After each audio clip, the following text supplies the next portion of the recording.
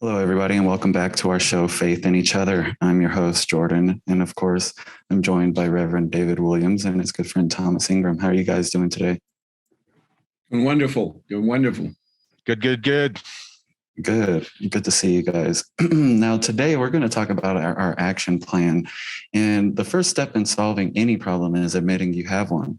And we're not quite there yet. There are many problems that we must first address, but is there a bigger one at hand? We must have an action plan to restore some faith in each other and into our democracy.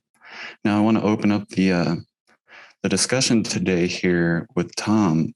Tom, in your opinion, what is America's number one biggest problem we currently face? And with that problem existing, is there any sight for a resolution in the near future? Okay, I got a problem statement for you here that I wrote up. And it goes like this. Each election cycle we have today undermines our ability to live up to Jesus's commandment to love our neighbors. Democratic debate today, unlike 40 years ago, generates quite the opposite feelings, destroying our ability to enjoy life and in turn causing us to lash out at each other and democracy itself. Very nice. I like that. So then with the problem statement, we need a way to measure how we're doing. And I have two measurement techniques for you today, two measurement gauges. One is what I call the marriage quotient. And that's the percentage of Democrats who feel uncomfortable with their kids marrying a Republican, plus the number of Republicans who feel uncomfortable with one of their kids marrying a Democrat. Mm-hmm. And right now that number is like probably 120, 130. And when John Kennedy was elected, it was probably 6%, 3% of Republicans, 3% of Democrats. And that's gone up to 60% of Democrats and 60% of Republicans don't want their kids marrying someone from the other party. And as long as you don't feel comfortable with your kids marrying into that, then you don't feel comfortable with that at all. So, and then the other one would be like how many people switch their votes from one election cycle to the other. The more we switch from one party to the other, the more people that are capable of doing that, the more discipline there is on the politicians. And that also, I think you've seen gone down a lot. So that's basically the problem statement, I believe in my heart, that America has. And that's the way to measure it. Okay. Pastor Dave, is there anything you want to add on to what Tom had said there? Well, I took another approach in thinking about your question, Jordan. When we read the Bible, there is often some words that we hear that people don't pay attention to, or when they hear those words, I think we create a false ideal of what it's really speaking to, and the term I'm talking about is, I think America, we have, and if it's not only America, I think here in this 21st century, I think we have an issue with evil spirits, and let me say what people think of evil spirits of little things making me just say, I don't like Jesus. I hate the church and all that. I don't think it's those kind of spirits. I think we have what's going on right now, and it's been very evident. I think we have this huge, people are just greedy right now. There is a spirit of greed. I think there is a spirit of power. I think there is a spirit of pride. I think there is a spirit of just possessiveness. People just seem to be inundated with I think things that prohibit individuals from moving anywhere near of what we're talking about.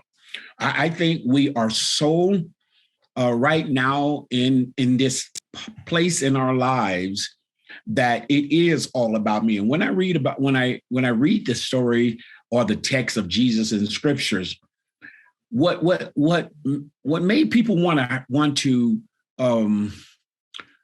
kill Jesus was Jesus began to speak in a different format other than how the nation was being run. And when Jesus spoke more to that, the more angrier they became with him, and to the point where they says, we don't want to hear that because you're speaking against our national organization, how we run our world. And Jesus was saying, yes, I have to, because what you're doing is you actually overlook certain people. You actually overlook a community, what's healthy for the community, because you're basically trying to fill your own coffers. And so when I go back and read that, and I translate that into America 2022, I see in all of our debates, it is, I don't like you because you want my stuff. I can't help you because it's going to reduce me. There's this, and however we change the language, it just seems like we are no longer concerned about each other as community. And I see Jesus speaking dead into community. This is the better community. Jesus says on one occasion, he says, what you've done unto the least of these, you've done to me. And so we just run right past that because we said, we don't care what we've done to each other. All that matters is my comfort, my building, my success. And anyone else outside of that, I don't care. And I think Jesus would come down hard on any government that says, don't just govern your people, but see your people and treat them with humanity and dignity, and make sure you remember Jesus often spoke to the terms of take care of the widows. And he would say, take care of the orphans.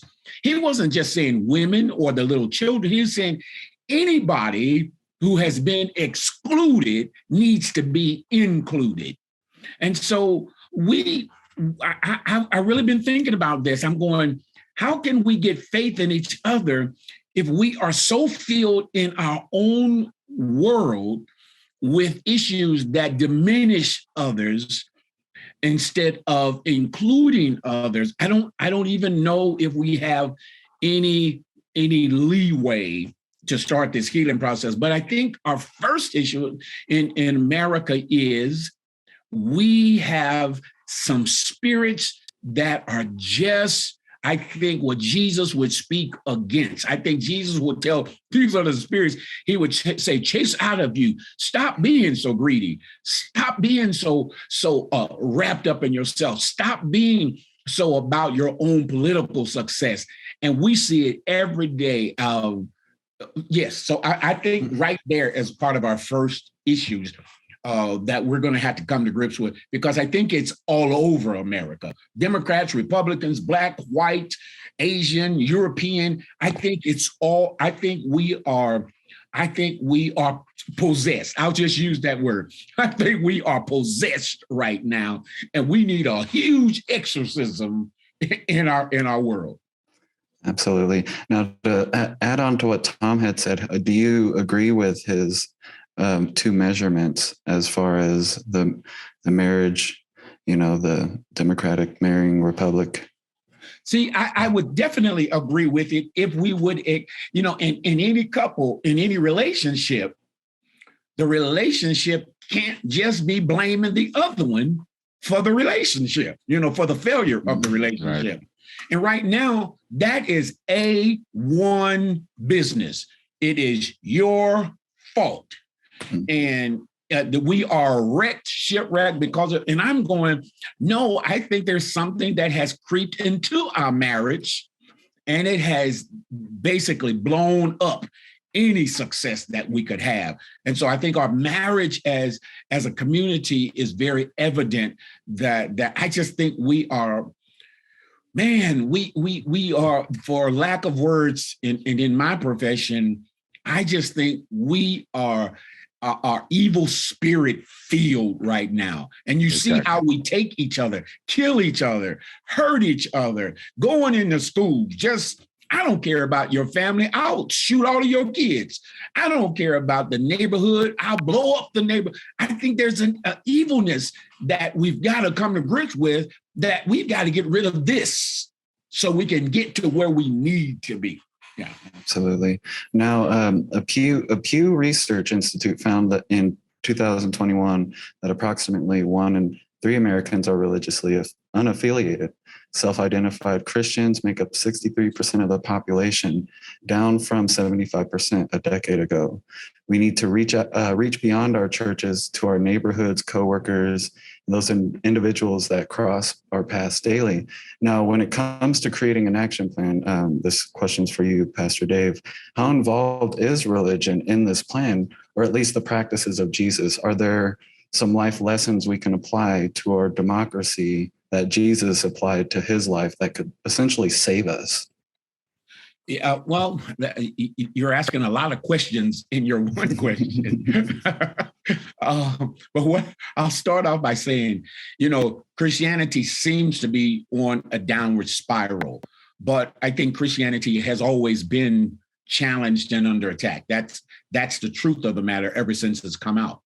But what happens now is the type of Christianity that we're seeing, it is I don't think it's quite appealing to people as it was 50 years ago. 50 years ago, Christianity was you go to church, you go every Sunday, you pick a church in your neighborhood, and that's where you showed you were in line with good values. You had good moral stability. And so people would go to church, I think, more regularly than we do now. And so if people have equated going to church with Christianity, and I don't agree that going to church makes one a Christian. I think what makes one a Christian is one is a follower of Jesus. Just like if I were a Buddhist, I would be a follower of Buddha and the teachings of Buddha. If I were, Hindu, I would be a follower of the tenets of the Hindu religion. And what I'm seeing now, people now think about their religious faith with more questions than we did some years ago. And so people are saying they're checking what people are saying from the pulpit to how the church is actually living it out. And today we are seeing people in Christian faiths aligning with a national policy. And that is scaring people from coming into Christianity or walking away from Christianity. Because people are saying, if Christianity is in alignment with our national policy, then I don't need Christianity. I just join a group. And so I think Christians, the Christianity, those who carry Christianity have got to go back and really evaluate what are the teachings of Jesus, and are they apropos or appropriate today? Let me give you, there's a book that I'm reading now called Jesus and Politics, or it's called The Politics of Jesus. And I'm finding it quite amazing that Jesus was very much a radical, but not in the way of he went around just saying, I'm just trying to cause people to be upset and get groups against. Jesus just said the policies of the world often hurt people. And he says his kingdom is never about hurting people. His kingdom seems to be advocating for people who are hurting. And so I'm digesting that to say Christianity has to be about everyone matters. Everyone has a place in this human world. And Jesus would say, and those who are being abused, those who are being hurt, we need to do something to help them in their hurt until everybody is free from the pain. And so that means we would have work to do as long as we're going to be on this planet. But what people often are trying to sell is this Jesus of, he's not really concerned about us on earth. He just wants to get us together in heaven. And I'm going, that wasn't why he comes to earth. He didn't come to earth to say, just get you some tickets so you can get into heaven. I think he says, I've come to earth to say, man, you have all of these resources.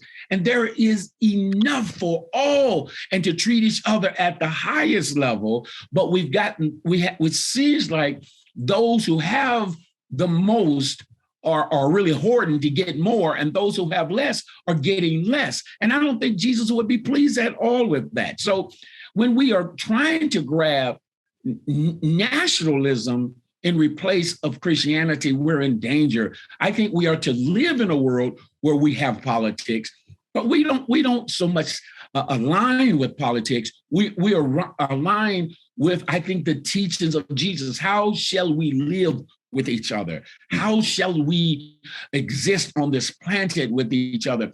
And I'll just go back, because this has been our theme since we've started this podcast. All this name calling is never in line with Jesus. But I will say Jesus did call Herod a fox. Mm-hmm. And then Jesus did call the Pharisees, you brought vipers. He called them snakes. But he says, it's because of what you're doing. He says, I'm outraged at what you're doing. And he wasn't putting Pharisees down, but he was saying, you're using your position to hurt people. And so I think Christianity has got to be a force in our world that doesn't say, I'm politically motivated. It has to be a force that says, I am motivated by the teachings of our Lord, and how I know that these teachings would be real. And I'll close with this. It's not that we don't want good preaching on Sunday morning. I'm a preacher, but it's saying there must be preaching, but it must bring people to a place where they says, I want to help make the world better, not worse. And I think right now we're just caught up in whatever. Yeah, absolutely. And you mentioned it, our language. We've mentioned it before in our show. Language is dangerous. It's dangerous. Very dangerous. The hypocrisy that millennials, Gen X, Gen Z observe among evangelical Christians have convinced many of them that most Christians are evil, money-hungry racists, and a few bad apples really do ruin the barrel. We have to show through our daily actions that radical evangelicals do not represent Christians. We have to be the example. Now, I want to come back over to you, Tom. Do you believe that these conflicts that we're undergoing are a distraction from a larger scheme at hand?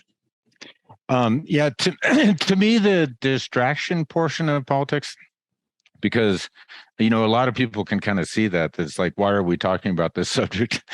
Why is this the most important thing?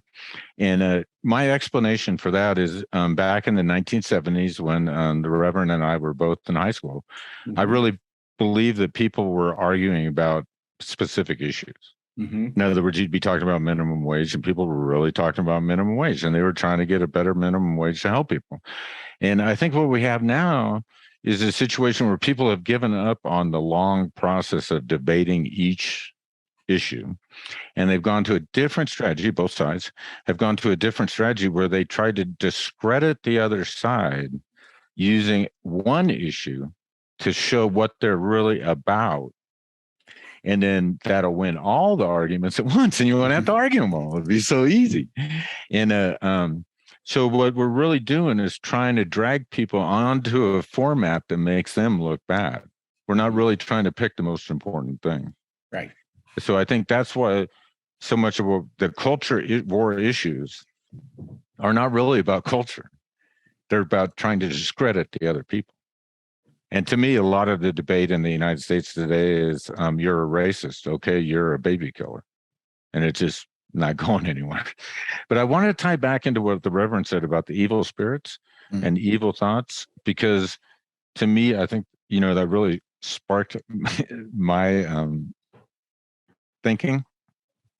And in a lot of ways, what democracy is, because the Reverend used a word that's very important to me, which is pride. And a lot of what democracy is a false idol that causes bad feelings, because it says, no, man, you're God. You decide. You get the vote. You're the one who has all the wisdom. What you want matters.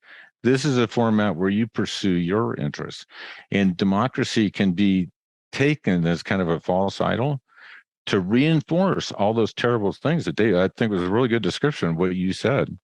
But to me, if the way democracy should be taken as an idol is not that democracy says, I'm the one who has all the wisdom. It says, we all have wisdom.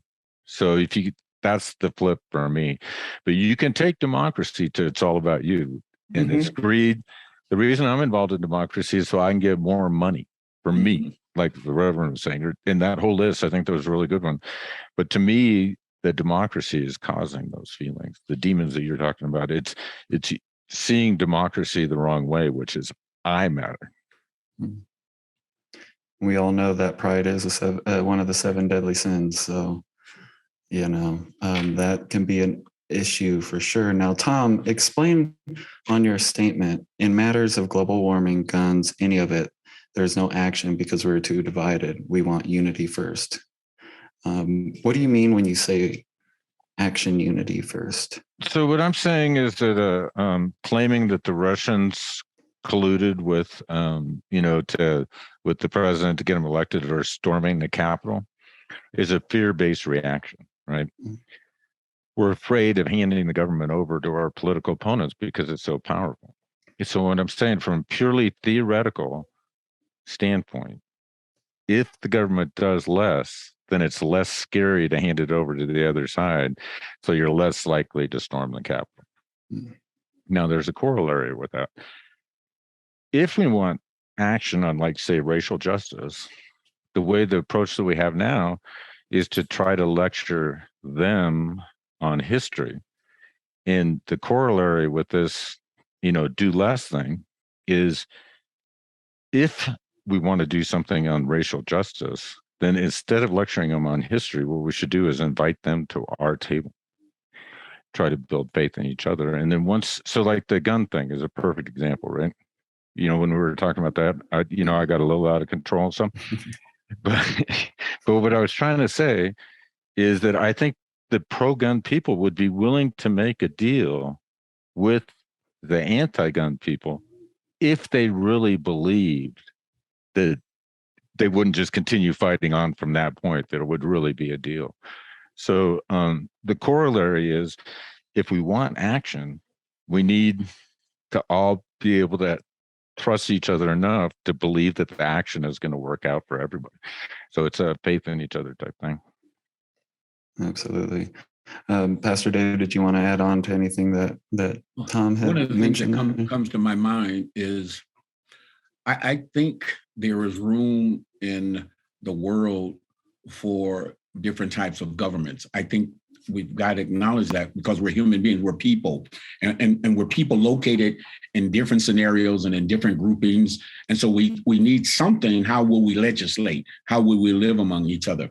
And I say that because whether it is a democracy or a dictatorship or communism or whatever, I think those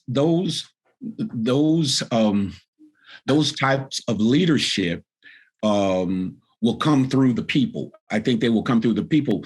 But when I read a couple of months ago from the book of Judges, and when Gideon was called to go and fight the Midianites, and Gideon had fought so well that the Israelites said to Gideon, "We want to make you a king because everybody else has a king." So this would be the book of Judges. We want to make you a king, and what happened was Gideon was smart enough to say, "No, there is only one king." And what he was just saying, there is an authority above all other authorities. He didn't wipe those authorities out. He just said there is a pinnacle government, which he calls is the kingdom of God's reign. It is in God's hands. But he seems to tell us that there are other governments, there are other kingdoms here. And sometimes we get all off the rail when if I were to say, just do away with democracy or don't look at communism. I would dare not say that. I think that's why God has given people power. I think they've given them intelligence to how will you best work with each other? And I don't think God came down to disassemble governments. I mean, disassemble what type of government to use. I think he's saying it should be a government that highly commends the people.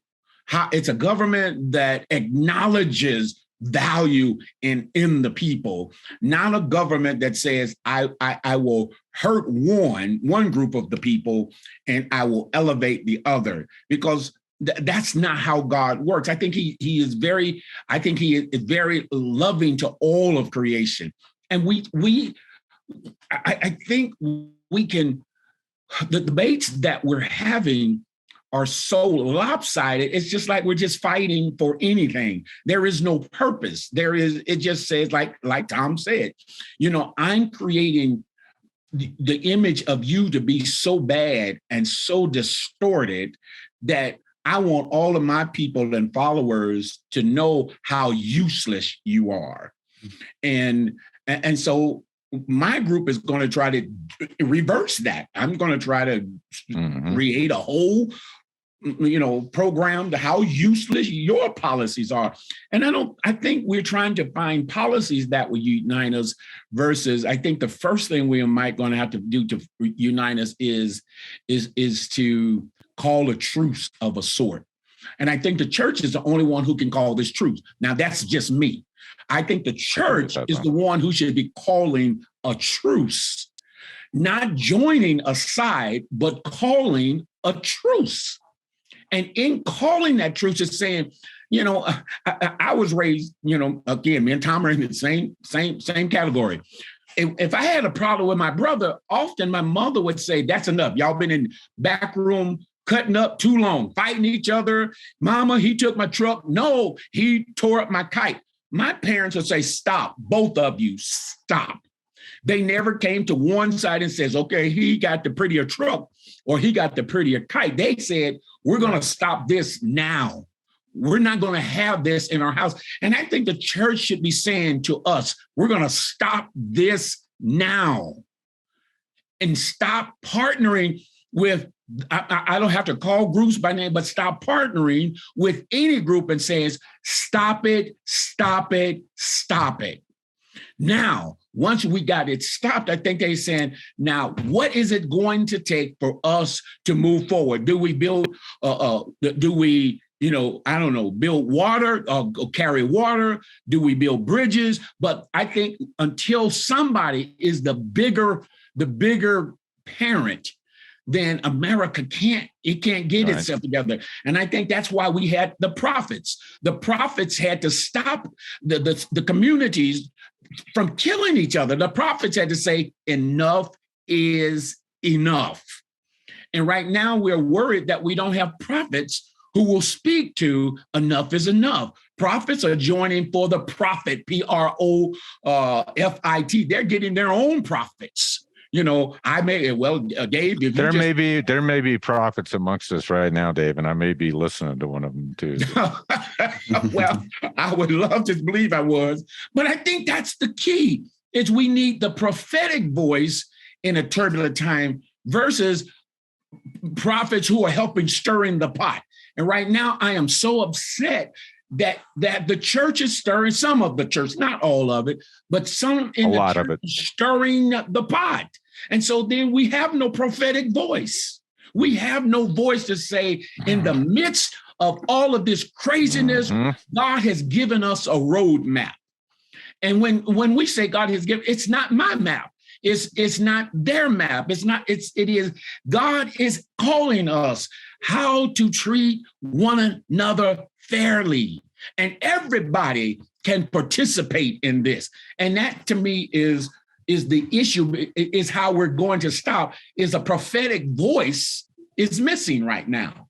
And see, we believe every Sunday the prophetic voice is speaking, but God help us, some of the stuff that's coming out of these places is, just me and mine. Let's fight over the mask. It's not a mask issue. Let's fight over, do I wear my hair tall? It's not a hair issue.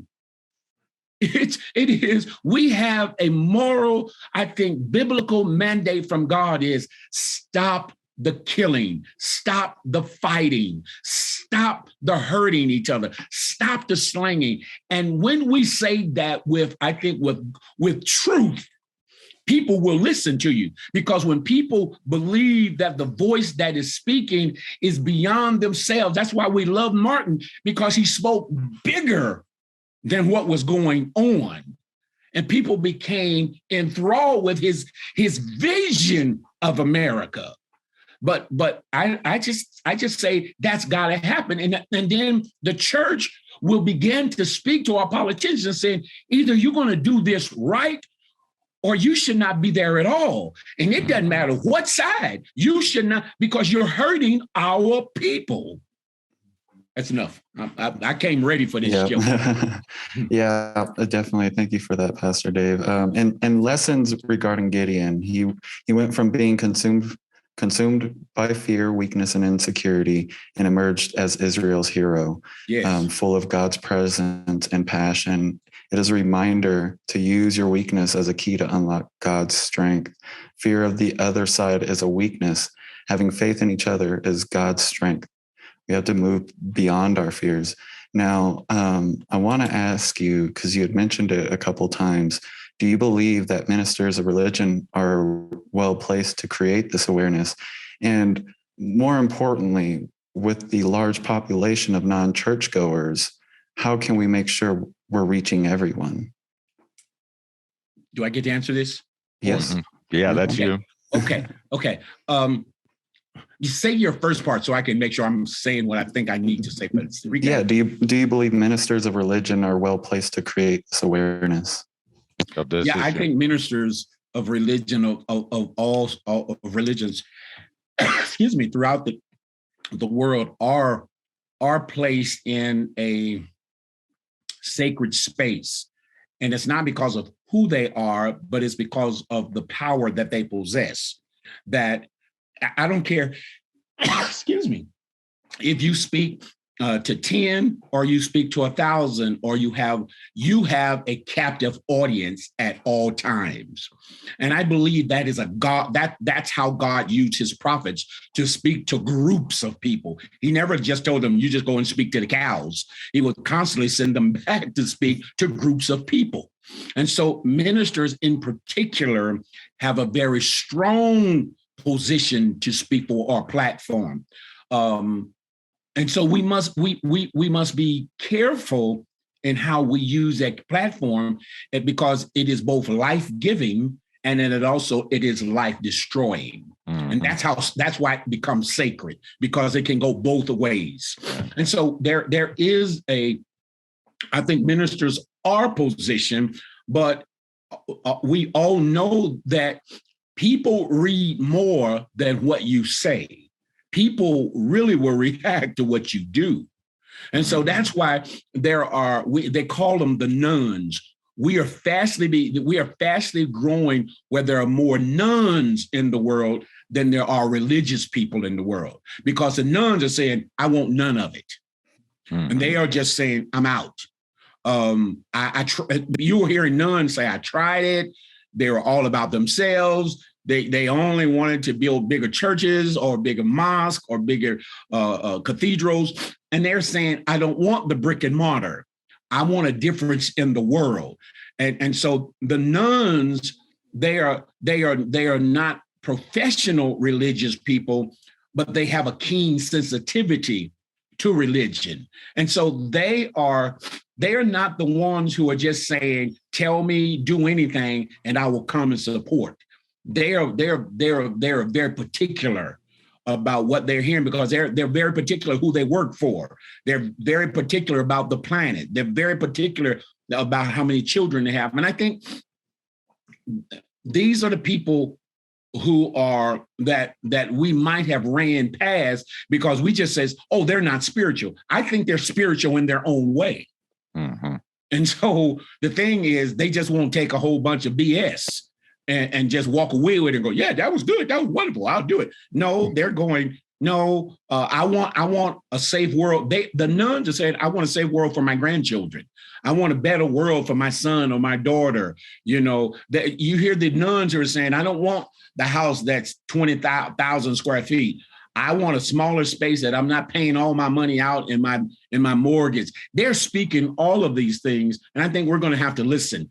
I believe that religion is being tested right now, Jordan. I think religion is it might be on the plank, and you know how you used to make the guy walk the plank. The religion is on the plank right now, and people are saying, are they going to fall off and we see them no more, or is religion going to reorganize itself and turn around and say, this is a thinking process. God has given us the ability to think versus God just gave us, you just sit and receive. And I think that's what's going on, that religion is being revitalized or being re-seen. And it's challenging us. It's challenging the church. It's challenging my Jewish brothers. It's challenging my Muslim brothers. I think we're seeing more and more people saying we need more. We need more substance if we're going to follow this religion. Yeah. If not, we'll go somewhere else, and that's why the nuns are becoming so powerful. Okay, and and the second part of that question, the non-churchgoers. I don't know if you mentioned that. How do we make sure we're reaching everyone if they're non-churchgoers? See, I don't think you can reach everyone. I think that's a fallacy. I think people will follow or become a part of something that has interest to them or have deeper meanings to them. Now, we can get people to sign up, but what we find out, we get people to sign up, but they go out the back door. And so the back door is an issue right now, because it's easy to get a person, man, I'm going to give everybody a car. Well, I can get people to come in the front door to sign up for the car, but I didn't tell them once they get in, you're still going to have car payment, and you're still going to have insurance, and you're still going to have gasoline. And so they'll walk right out the back door. I don't think you're trying to go for everybody. I think you're trying to create a vision where people will buy into your vision. Mm-hmm. And if they buy into your vision because they believe that vision has substance and truth or something to offer them, I think the nuns or the non-believers will come toward that. But right now they're saying there's nothing to what you're visioning. It has no substance, because we keep seeing y'all fight each other. And that's what one of my daughters says, that her problem with church is you're constantly fighting each other.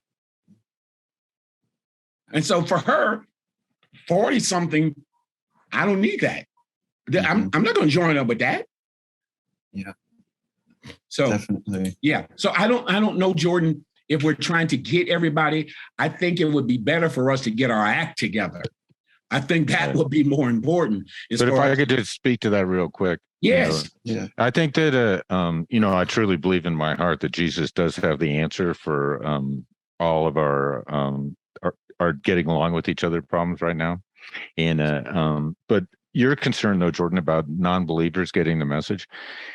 I honestly believe, just objectively, that if all the Protestant ministers had a unity day and had each minister speak to their heart about what respect, faith for each other really mean, everybody in the United States would hear about this. Mm. I think it could grant the church a new life, a new purpose. Because I believe that is the purpose of the church, is to teach us how to get along with each other without going after each other. So I believe that this could give the church tremendous purpose. But let's just say that you got the Catholics to go along with you. And let's just throw something else up. Why not? Let's say the Muslims and the Jewish temples all have a national unity day. Believe me, baby, the people who are nuns are going to hear about it. They'll hear about that. Okay. Yeah. And I think I think it could be a great rebirth and purpose for the church. And I think that, Islam has a great message. Yes. It says right in the Quran that Arabs are not better than anyone else. It says in the Quran that you cannot judge a man by the color of his skin.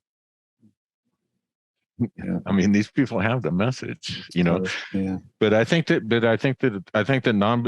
if the church did something organized like that all the non-believers would care about. Absolutely. Well, a church Jordan, is there's a piece, there's Tom, he gets 5 stars today. Oh, thanks. Because Jesus's secret message was unity. I know. People have so far walked away. He says they will know that you are my disciples by your love, which meant unity. And so we are so fragmented. We are not hearing that he says it is the unity of the world that will transform the world. But we have so far away from being in unity, one with another, for the I want to say for the right cause, that for men and women to lay down their swords and their shields and go down by the riverside and study war no more. We used to sing that old song, but now you have to think about it. It is when you stop fighting one another and holding each other hostage and lock arms with one another and then fight your battles, your unity will get you more traffic, more than you will ever get alone. From abortion, yeah. Man, and we don't even think about that Jesus really his teaching was, I want you all to be unified. John 17 is all about unity. Psalms 133 is all about unity. It just says when we become united, we can do great things. Yeah, But Jesus wasn't hanging out with the religious fanatics. He was hanging out with the tax collectors. Because he said, I need you too. I need you. I'm not sure, David. I'm not really an expert on the Bible like you are, but I'm just assuming that some of the tax collectors were worse than the Trump people. They had to be. Tom, you were laughing, but you could not get any lower than a tax collector. Because they said, you're the guys who just extort people to the lowest. You rob people, you steal, but you're Jewish. And he was going to their table to interact with them in a personal way. That's when they said something is wrong with your leader. He goes to tax collector's house. And Jesus was saying the community is open for tax collectors. It's open for prostitutes. It's open for single mothers. That's why Mary gets chosen. Right. He goes, I'm going to bring Mary in here, and the world is going to be so dumbfounded that she's going to have a child outside of wedlock. And we have not grasped that unity in one spirit. We're just drifting a little bit. Yes. It's a little drift. We just have to recorrect it. That's why I think we can do it. Yeah. But we have got to want to do and see that the fighting, the hurting is not going to lead us to a salvation that we want. Absolutely. Sorry, Tom. Now, sorry, Jordan. Yeah. Well, a church is just a building, just like a hospital. If you take away all the doctors and the nurses, it just becomes brick and mortar. You can have a hospital anywhere on a ship in a tent, but it requires certain things like a professionals, the equipment to be a hospital. Now, what does it take to make a church outside the brick and mortar? I say the church has definitely have to have its ear to the ground and be aware of its surrounding. I think every church is planted in a particular vineyard or in a particular space to be an asset to that community. It is to be a leader, part of the leadership. It's not the full leadership, but it should be part of the leadership of restoration in that community. And so that community will determine that. But the church, those are opportunities that it has to show the love of God inside of community to people who do not use it regularly. Okay. Now I have some open forum questions for both of you here. Let's talk about this statement. Act like you are worthy of the vote you have been given. Renounce vindictiveness and reassure political opponents that when your side has power, it will never be used to hurt them. What kind of results do you think a leader would yield if he practiced these principles in his daily affairs? My answer to that right now is it would hurt you with the voters. The voters don't want to hear that. They want to hear the attack thing, and then I think that's why President Biden's numbers went down. So I think that the problem is in our hearts, and that's where we need to address it. Okay. That's the redemption. There must be something redemptive in man before he will look at himself and say, I will respect you at all costs. I will deal with you with deep respect. That's an act of redemption. But I think it's within our reach again. And I think that's what the church should be praying for and seeking is the redemptive spirit in the world. And so, but you don't pour gas on the fire that's burning right now. And we've just been pouring gas. I think we should be asking and praying for the redemption of our politicians. I think the redemption of our leaders at whatever rate, our leaders in government, our leaders in schools, our leaders in business, our leaders are in homes. I just think we must begin to seek God's hand in a more broader way than our little bitty ideal of go get rid of Trump or go get rid of Biden and we'll be better. That's not going to change anything. I think it is the redemption of man. And what does that look like? And I think we can bring that up. I think that's the revival of the 1900s that I think turn America into a different direction. And you saw men and women take pride in their work. You saw the vote being given. You saw civil rights being a part of gathering everybody. I think that's a redemptive act. I think we need to be ready for or seeking redemption in this world. So bad men will become good men and good men will become better men. But if you could unify the people, you could do anything. That's what President Lincoln said, right? He said, without public support, nothing's possible. Yes, with sir. it, anything's possible. So if you could actually get a politician that could restore faith in each other, he could probably address all the problems.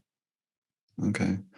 Absolutely. I appreciate that response. Now, in regards to a leader, what kind of action plan do you think that they should have? I mean, how do we elicit this change? You mentioned redemption. How do we get there? I mean, it seems like an impossible task. You know what I mean? I don't know, Jordan, if there's a one quick way, but one of the things that me and a friend of mine were talking this week, and I am so with it, I think we're going to have to go back and look at our term limits. I think so many of our term limits are just saying you can have eternal people, eternal leaders forever and ever. I don't like that. I think you cut off what new young voices are bringing. I think you put off those who might help begin to see, okay, you served a good time. I think a lot of our leaders come in just saying, man, I really want to help my people. But I think you can become intoxicated by power. And when you get intoxicated by power, you forget the people that you promised all of this stuff to. So I'm going, what I mean by terminate is not to hurt a good leader, is to say you got a window to institute those policies that you say that we voted you in for. But when that window closes, your time is up, buddy. You don't get to be here, until you 97 and you've been here since 67. No. I think we've got to stop certain people from just becoming their own little gods themselves. I think I want to see us more and more keep using the resources that we have versus every 4 years or every 2 years. Only thing I do is change my speech. Every 4 years I change my speech. And I think a good leader should just be saying, I have a period of time to be effective. And I'll just kind of throw this out. Tom, who owns his company, is effective now, but they're going to be engineers in 10 years, 15 years who are going to say, I have some newer ideas for AMT. And Tom may have to say, man, I want little Earl Smith, to begin to groom him to help lead us into the next phase of development of whatever they're working on. And right now, we just keep vacillating between, I like little Dave Williams because he's been in there for 40 years, or so I don't even have to try to explain what I did in 40 years. I think I should be given, 4 to 8, 12 years. That's it, buddy. The next group gonna come on, or the next generation gonna come on. I think leaders will honor that. I think we could, that could be a start at a good leader, is knowing that I have a smaller window to do what I'm going to do, but I'll help plant the seeds. And he may not bring the harvest in, but he will be part of the plant. Or he may be the one on the other side who's bringing the harvest in. He wasn't the planter. He was the one who brought out, help, and cultivate. I think right now we just don't think like that. We think of positions as, eternal positions that God has sanctioned. And David replaces Saul, after Saul, there are 33 other kings that come along, or after David and Solomon, there's 33 other kings who come along. I think we just gotta stop believing it's in one man or one woman. I think it is still in God's hand, but God is speaking through some people that we don't even know. And we can be part of the process, but we're not the complete package. Okay. Thank you, Pastor Dave. Tom, did you want to add on there? Yeah, no, my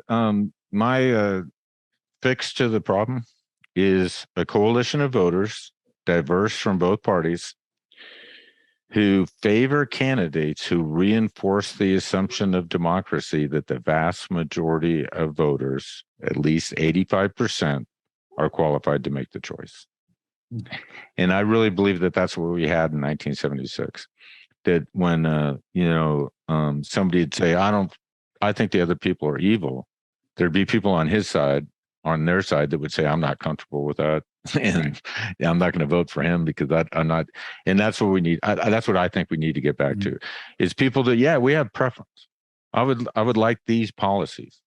But if the candidate for these policies starts really going after the other people and accusing them of not being qualified to vote, then he's going against democracy, and I got to vote for the other side, in this case, just to reinforce. But I like the idea of saying it where it's centrist voters who can't be led by politicians because they're incentivized to divide us. It can't be led by the media because they're incentivized to divide us. But a coalition of voters who understands the weakness of democracy, that they only fail when we turn on each other. And then when one candidate starts to be saying, hey, I don't believe those other people are really qualified to make the choice, they start losing support for saying that. To me, that's what we need. That's the ultimate goal, is that people turn on candidates when they start being too prideful, when they start being too aggressive. And so that's to me what the answer is. And then how you get there is through awareness. Once people, see the only weakness to our system is division, and they view that as risk, and they view that as a threat to themselves, then the whole world looks a different way. Yeah, absolutely. Well, I appreciate all the responses there. And as we draw to a close, is there anything either of you would like to chime in before we wrap things up today? I believe that none of this is quick and easy and dirty. I mean, that we can just, run from the table and go and fix. I just don't want us to get, as a people, to get stuck in a belief that nothing can change. I do believe that change can happen.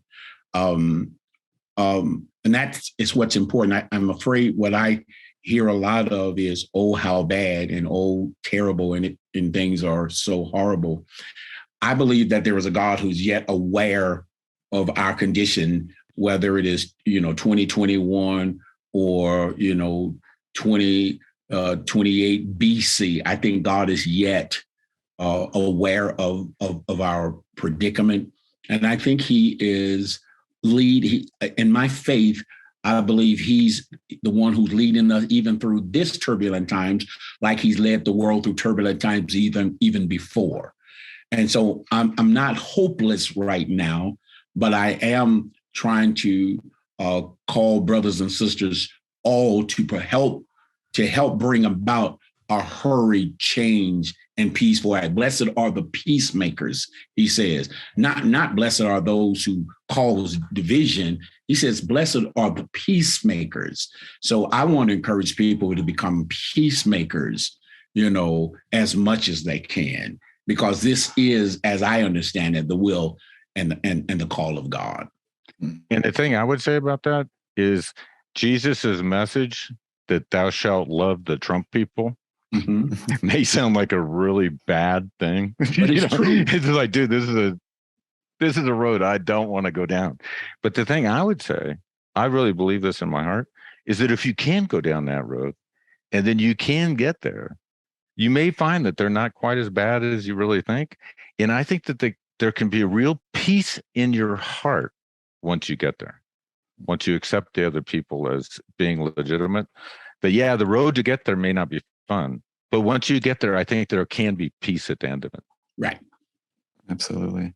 Well, thank you guys so much. And with all the division we have in our communities, we could need a rebirth of community revivals, regularly scheduled fellowship, music, food, keynote speakers, open discussions, generating that faith in each other. However we choose to reach out to each other, we cannot sit on our laurels and expect the issue to resolve itself.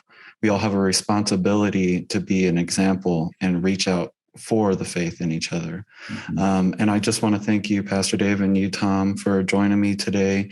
And I want to thank all the viewers for watching our show. And of course, we'll see you all next time on our show, Faith in Each Other. See ya. Thank you, Jordan. Thanks, guys.